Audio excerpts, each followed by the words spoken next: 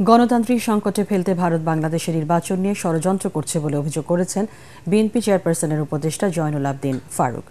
জাতীয় প্রেসক্লাবে জাতীয়তাবাদী প্রজন্ম ৭১ আয়োজিত সাংবিধানিক অধিকার ও গ্রহণযোগ্য নির্বাচন শীর্ষক আলোচনা সভায় তিনি বলেন, ইউনূস সরকারকে অস্থিতিশীল করার চেষ্টা সফল হতে দেয়া যাবে না।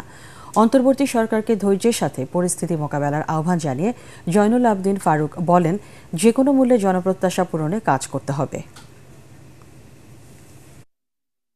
ষড়যন্ত্রের প্রেতাত্মা মোদি এবং মোদির আশ্রয়ে হাসিনা আবারও বাংলাদেশে এই আমার ডক্টর ইউনূস সরকারকে অস্থিতিশীল করার একটা প্রয়াস ওই দেশ থেকে শুরু হয়েছে। তাই আপনাদের কাছে আমাদের অনুরোধ থাকবে, ইন্টেরিয়াম গভর্নমেন্ট সমালোচনা হবে, আলোচনা হবে, এটাকে আপনার মনোবল হারাবেন না। কারণ তারেক রহমান স্পষ্ট বলে দিয়েছে, আপনারা হারলে বাংলাদেশ হারবে।